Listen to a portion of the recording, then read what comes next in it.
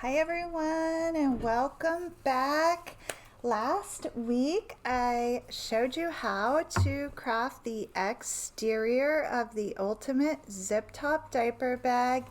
This particular bag has 2 exterior pockets on the sides, 3 front exterior pockets and 3 rear exterior pockets, and then the zip top closure.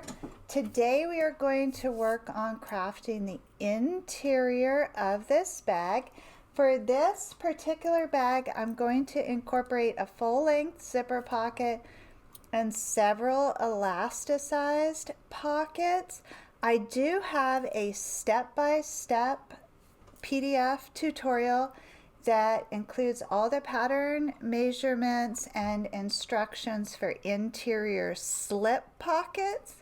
So I will put the link to that PDF down below. You may want to grab that and then make the notes from this video on how you can customize your interior with these pockets. One of the best things about being able to sew yourself a custom bag is that you can tailor these pockets to hold your contents perfectly. So if you haven't already begun crafting your interior for this project yet, you might want to give some thought to exactly what you will hold in your pockets, and then you can really have a truly custom bag for yourself. So the interior panels are the same measurements, 12 by 15, and they are backed with the fusible fleece or quilt batting as well. And you have a front and a rear interior panel, and then you have a base panel that's 8 by 15, also backed with the fusible fleece, and then 2 side panels which are 8 by 12 and also backed with the fleece. So we are going to be crafting 2 elasticized pocket panels, and I like to cut my elasticized pockets for this project 21 inches wide by 18 inches tall, and then I just fold that panel in half and press it long ways, and then I run a row of stitching along that folded edge to create a channel for that elastic.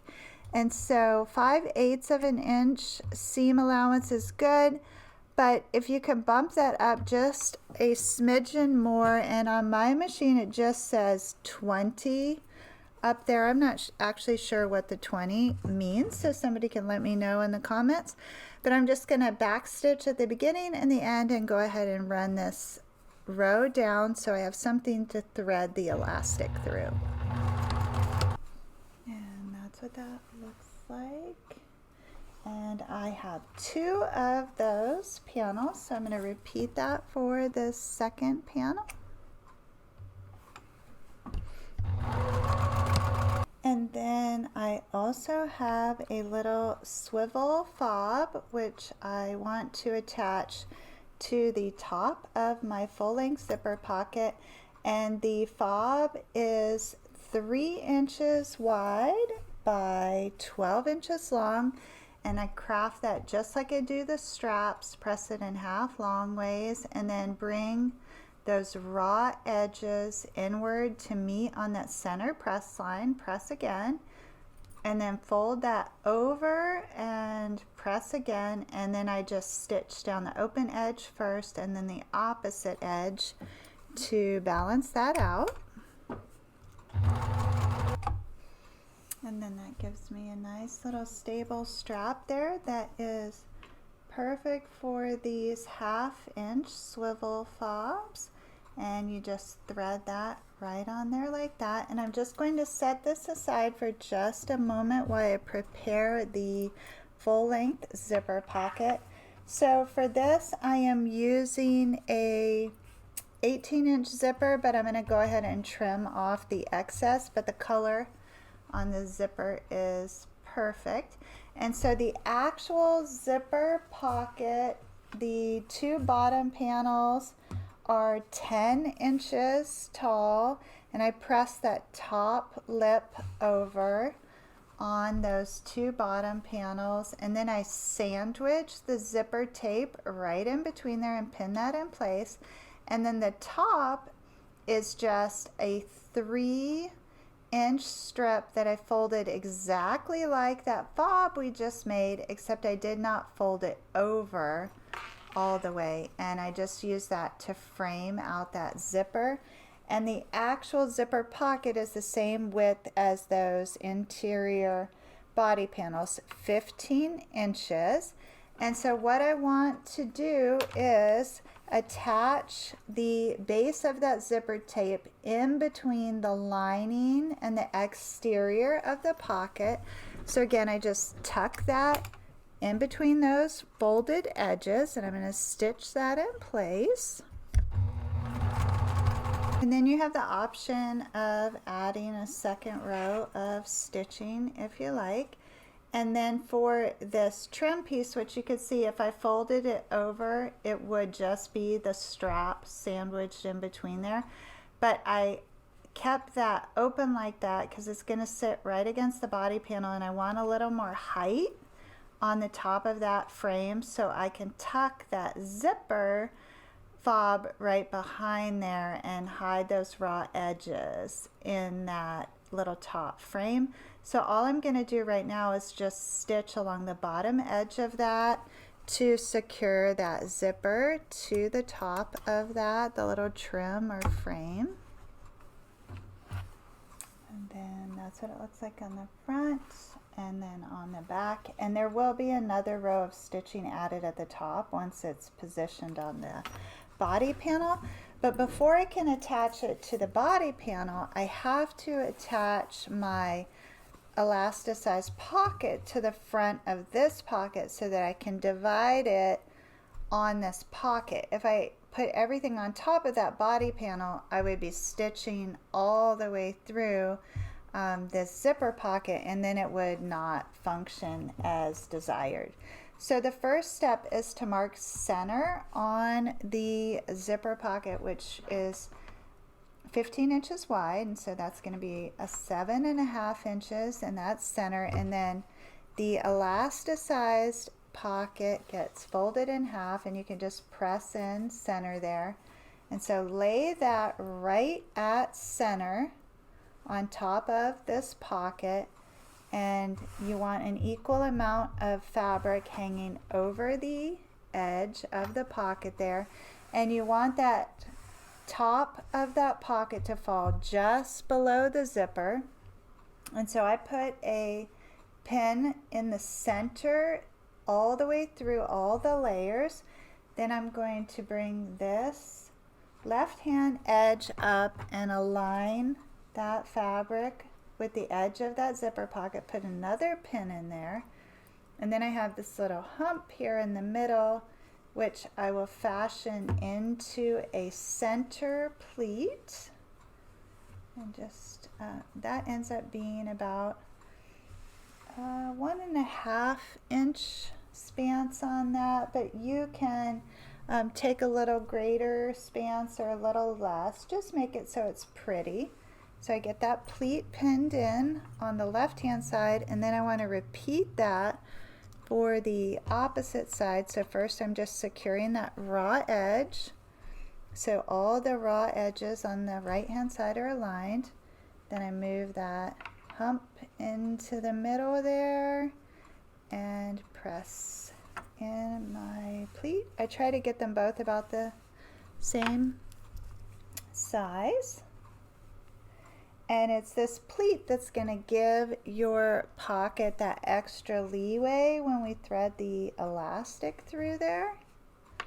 And so now the trick with these elastic pockets is to cut the elastic the same width as the body panel, which is 15 inches, not the whole 21 inches of the pocket.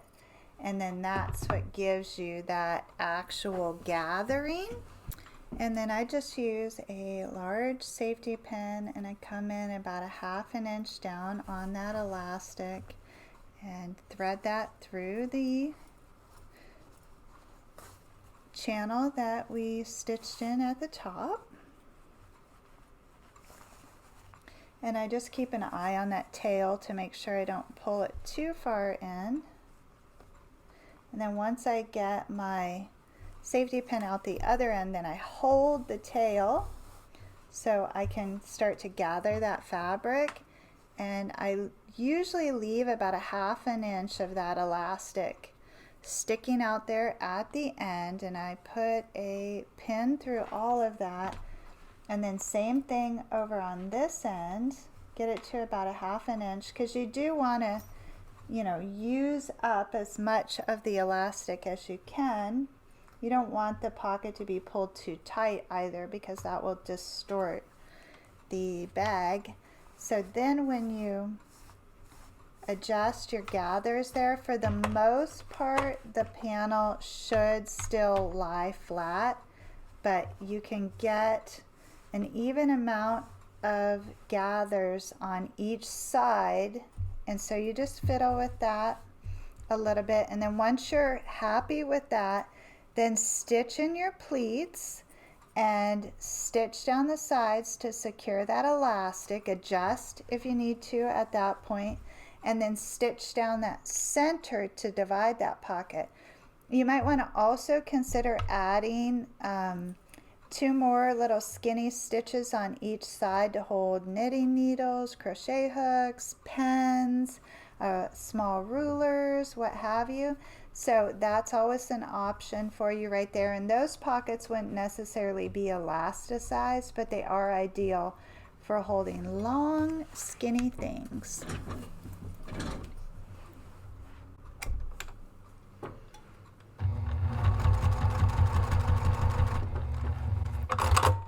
So right now I'm just securing those pleats so I can take out those pins.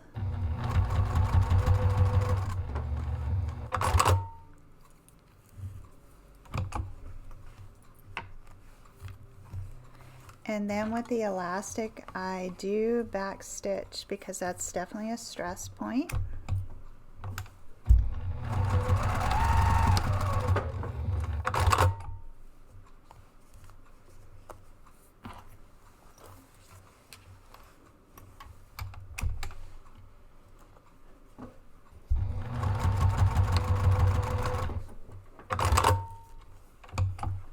And then I'm going to divide this pocket right down the center.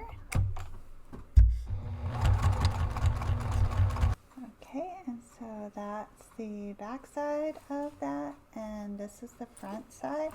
And you can go ahead and test the zipper and make sure it functions well. Then you need to position this panel on one of your interior front or rear panels, and so the base should align with the base, and then you want to make sure that zipper trim is nice and flat. I think it's helpful to go ahead and pin through all the pocket layers there just to keep everything in place. Then you will take this little swivel fob and tuck those raw edges in. I like to put it like at the center of that right hand pocket so that the keys can fall down into that elasticized pocket. And so here's what I have there. And now I'm just going to stitch across the top of that zipper frame there. And then I also like to run a row of stitching right down the center of that.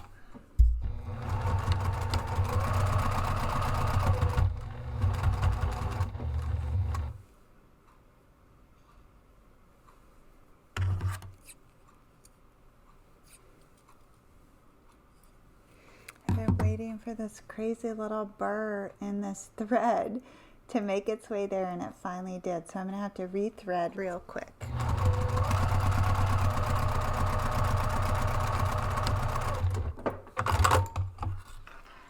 So that's what the first interior panel looks like. There's the 2 elasticized pockets and then the full length zip pocket. And I can go ahead and trim off the excess on that zipper there. No problem. And then now I am going to work with the second interior panel and the second elasticized pocket. And this one I can attach directly to the interior panel because there's nothing behind it that I'm going to stitch through. So I just mark center, and I still have the same overlap on each side.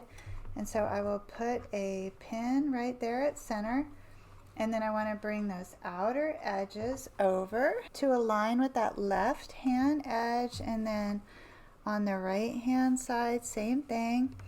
And then this creates those two little humps in the middle, which I will fashion into a pleat. And then I am going to stitch those pleats in place. And then I am going to cut a 15-inch strip of elastic. And I think that this elastic here is 1/2 inch elastic. But whatever you have on hand that fits through the channel will work just fine. And so I have my little pleats in place, and I want to get my elastic cut.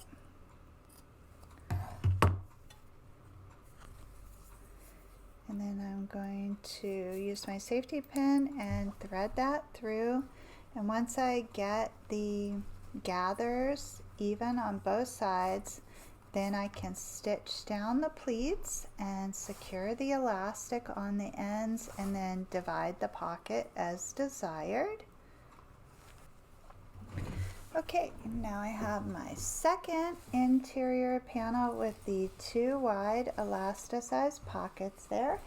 And now it's time to attach the side panels. We're going to use the same T method of construction for the interior. And so I just position one side panel on each side of the interior.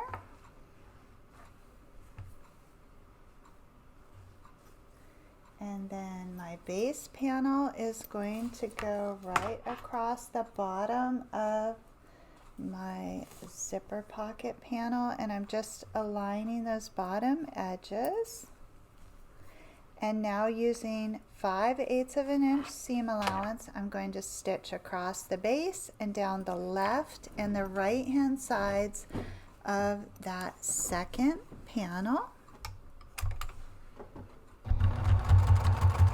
And then I'm just going to peek inside and make sure all of the layers were captured in that seam, and then I'll go ahead and trim this up to the same 1/4 inch seam allowance. This flannel is so nice to work with. It just makes everything cut so nice and crunchy. I love it. Okay, so I have my tri-folding panel with the elasticized pockets, and I just got to clean up the base of this one. Very nice.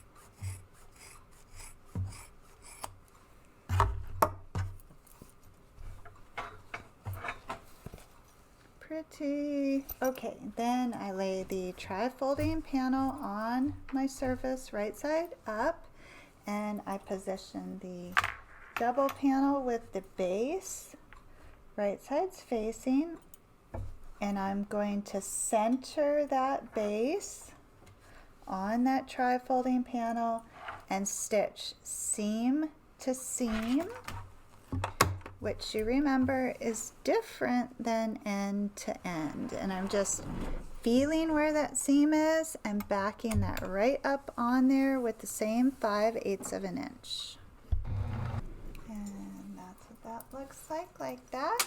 And now, using the new order of operations, I'm going to attach the base of the sides to the side of the base, and I'm going to stitch from that one seam and then stop short 5/8 of an inch right at that opposite seam. And now I have my little stage set there, and I just have to raise up the other side, align everything up, and stitch from the top to the seam. So on this opposite side, I have to open up the zipper a bit and get that zipper pull out of my way. And so once you do that, the pocket, has lost its structure from the zipper there. So make sure everything's laying nice and flat and straighten that out, and then go ahead and stitch using that same 5/8 of an inch. So now it's just time to go ahead and trim up that excess and get everything down to that 1/4 inch. And this is so pretty. You can see how much stability this interior has as a result of that fusible fleece. So the next step is to fold that top edge over the 1/2 inch and then fit this interior inside of that exterior, taking care to align those side seams on both sides and then across the front and the back. And so I'm going to go ahead and give us a 3rd week. So next week what we will do is craft the zipper, gusset, and install the zipper.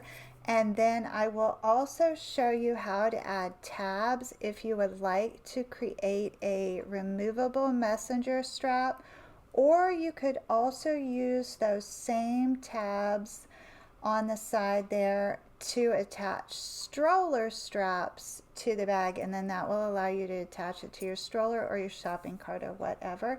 So those are also useful accessories. So thank you so much for spending this time with me. I'm really excited to see this bag come together, and I appreciate the extra week because I do not want to rush the zipper portion of this, because I know many of you have a zipper phobia. So if you can get your interior crafted today and get that fit nice inside the exterior, next week we will put on the zipper closure on this. So thank you again for joining me. This has been a really fun project, and I will see you next Tuesday. Until then, as always, please know the creative genius in me will be celebrating the creative genius in you. Have a beautiful week, everyone.